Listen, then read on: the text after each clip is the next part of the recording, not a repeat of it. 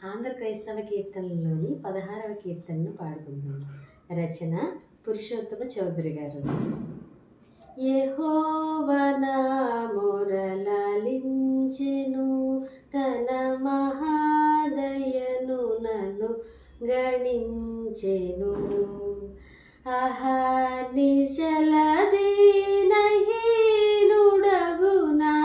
దుహాయనెడు ధ్వని గ్రహించి మణిపెను.